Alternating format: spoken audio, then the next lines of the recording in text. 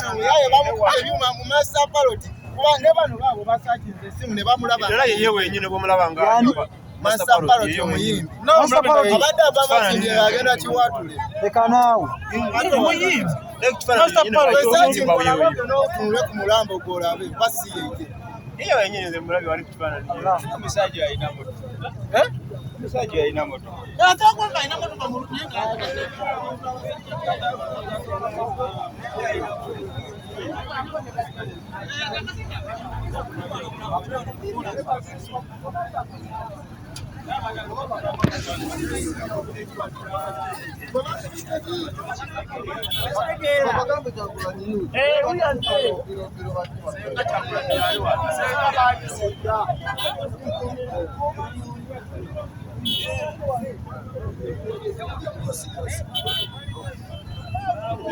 Wembe master ballot.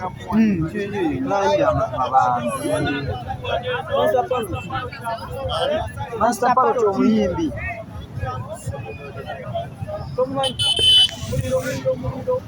Abaye. yoyo Hey.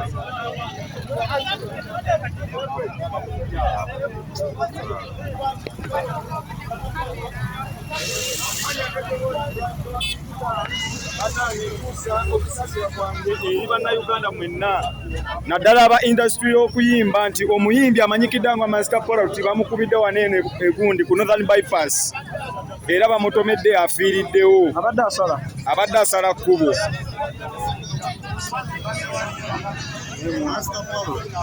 Master ballot omuyimbi.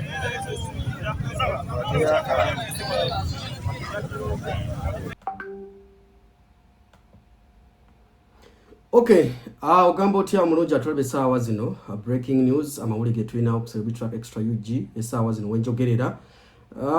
mu bbanga eritana kuyita ndowooza saa dakiika nga 45 emabega amawulire tulinawo omuyimbi Nakinku amanyiddwa nga David Sifayo aka Master Ballot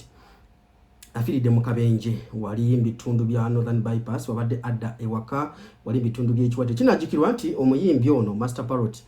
bamujjukira mu myaka ej'enkumi awo nga tukubidde nyimba mama w'abaana webale muliro n'ennyimba endala nnyingi nnyo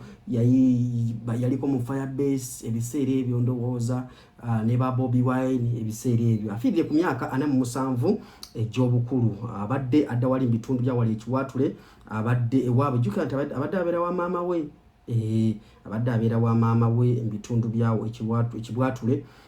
ekiwatule wabadde abeera amawulire gatuuseeko si malungi naddala mu music industry n'okutwalira awamu amawulire si malungi nnyo nnyini ddala gwe abadde agoberera ennaku ezo yali yakolako ka interview ndowooza ne Bashalom abo baseerabidde yakolako ka interview yawo nga alina okusomozebwa kwayitamu nawulirako mu bigambo ebimu ng'agamba nti alinga yeerabirwa bamwerabira bakyalibe baali bonna biseera ebyo mu ndongo naye ng'agezaako okulabika nti atoba n'obulamu abadde n'ebizibu bye ng'omuntu we twogerera mu bulamu bw'ensi eno bw'atyo kalenda ye omukama katonda bw'atyo wagiwuzise afiridde mu kabenje kawulidde katambi ako akukola byako just wakwanti nka blalinzeemu nga kalimu omusaayi era n'omubiri gwe nga yeebase ng'agangayidde mu kitaba ky'omusaayi nga amaze ofuna accident era nga sobola kakuteerako kakulaga kuba ebiseera ebisinga video ngeza ez'esita za YouTube esobola okublockinga oba ne kuba gye bayita community guideline strike okupostinga ebintu ebyesitaza oba ebintu ebitiisa umukutunga YouTube naye mawulire wetwogerera essaawa zino omubiri gw'omugenzi gumaze okuba nga gugibwawo wali wafunidde akabenje ku Northern Bypass abadde asala kubo nga ava ku ludda lw'e Busega nga dda ku ludda ludda side y'ekiwa okukwata emmotoka ezidde ekiwatule okusinziira ku babaddewo nga budowulira mu katambi ako nga boogera nti abadde asala kubo ate abasinga mpulidde babuuza nti abadde talina mmotoka obulamu bwa Master Ballot mpozi omuntu obukunyumiza mu kaseera kabaddemu ebbanga gye buvudde kwawo bwe twogera ku bulamu bwa Master Ballot naawe oyinza okwennyamira because yalabikako mu mabega kwawo ne bwe yakola interview eyo ngolabira ddala nga ali depressed nga obulamu tebutambula bulungi n'embeera gy'alimu si nnungi ennaku zino abadde abeera wa maama we wali ekiwaatule era gy'abadde adda owaka naye tetumanyi gy'abadde ava naye nga obulamu badde tebutambula bulungi yebuvuddeku awo amawulire we gajjidde mu kaseera kano nga yavaayokko ne yeekubirawo mulanga n'agamba nti obulamu si bulungi ngezezzaako kyensobodde ngezezzaako wano ne wali naye obulamu bute butambula bulungi okutwaliramu so amawulire ge tulinawo essaawa zino nga buwulidde mu katambi ako abantu babaddewo nga balaba era bamujje emmotoka bwe mukoonye ne bagezaako okumuzza wali ebbali era bwetegereza katambi kano mbadde saagala kateekamu nnyo bwetegereza ennyo olaba nga awo waali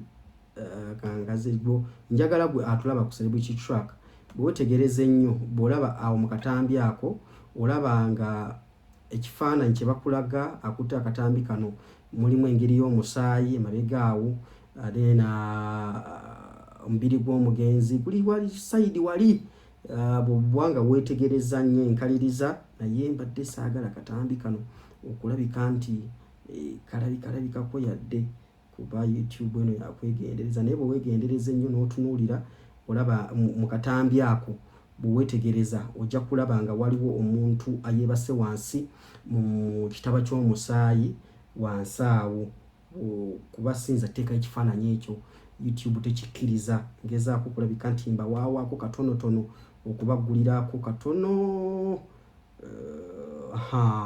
ekyo ekifaananyi kyolaba awoolaba omukulu agalamidde mu kitaba ky'omusaayi yo yabadde omuyimbi w'eggwanga omuyimbi Master Parrot abangi bamanyi nga Sifaayo David manya ge amatuufu era bw'otunuulira vidiyo eyo olabira ddala nga agendedde mu bulumi obw'amaanyi emmotoka emukubye ebadde ewenyuka obuweewo ewenyuka nga akaweewo emukubye n'emujja mu bulamu bw'ensi eno era we twogerera kati muganda waffe oyo zembuyaga ezikaza engoye Master Parrot bimukwatako nnyo just mbadde njala kuyisayisizaamu olunaku olwaleero stories amawulire agali mu kujja of late olunaku olwaleero afudde nga lumu June afudde nga lumu June Master Parrot ono amanyikiddwa nga David Sifaayo celebrated dancehall artist and reggae musician yakuba ennyimba nfofoolo nyingi nnyo n'akuba kikompola n'akuba nfofoolo muliro maama w'abaana yatandikira ebyekuyimba mu bitundu byawe Makerere Kivulu gye yasinziira okulabika nti ajja mu ndongo muno n'okubanga ajja ku ssiini abaana abasinzira bitundu bya wali Makerere Kivulu oyo gwe bayita Master Parrot bamuyite David Sifaayo gwe mbadde nkuyisizaamuko katono naddala ku byafaayo ebikwata kati ku mugenzi abadde omuyimbi David Sifaayo abangi gwamanyi nga Master Parrot atuvudde ku maaso mu kawungezi konna ku olwaleero amawulire go si malungi nnyo nnyini ddala we twogerera bayimbi ab'enjawulo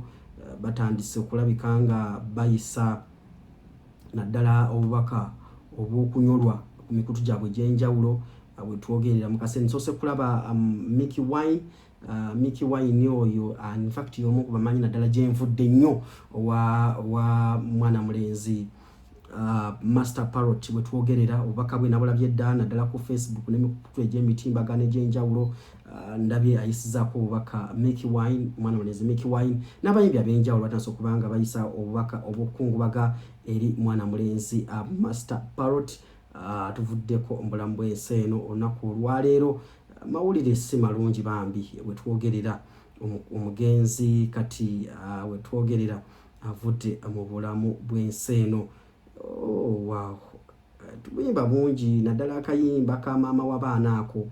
kakwata nnyo akayimba maama w'abaana weebale maama w'abaana weebale byonkolera nsiima nnyo yasemba okulabika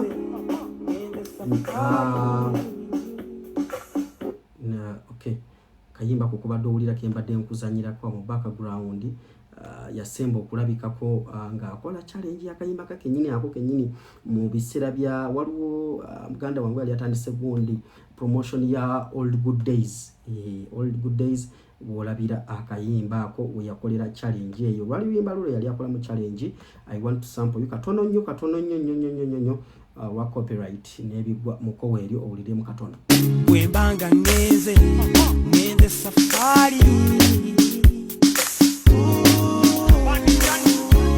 wembanga ngeyo mbanonya mali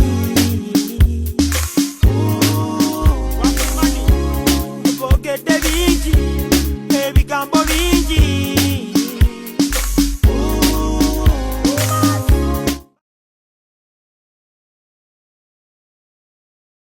gwe bayita Master Parrot oyo akayimba ako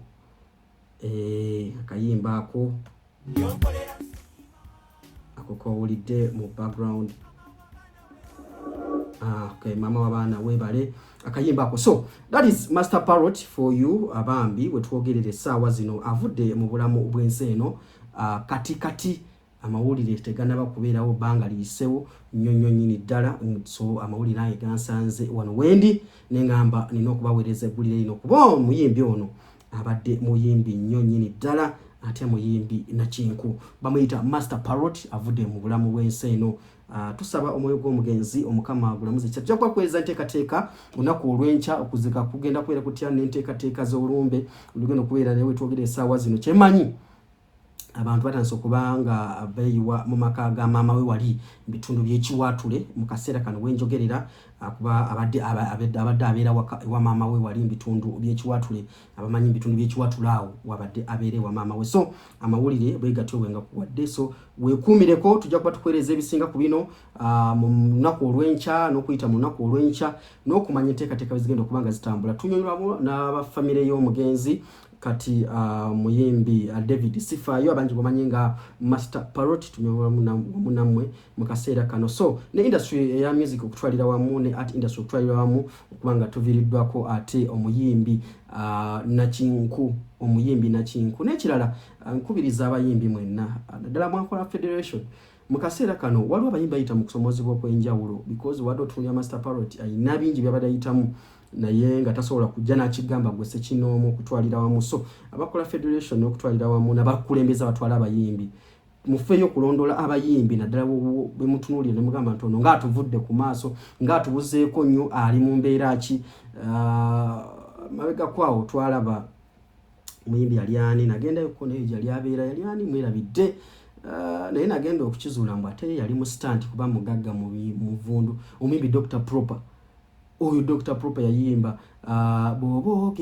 genda wakiri nafuna omulala oyo naye bangamba nti ye yali mu nsonga za kabadi naye bwe bityo katugumiraawo naye bwe bityo bitambudde olunaku olwaleero kambagalize ekiri ekirungi mbeere bulungi mweraba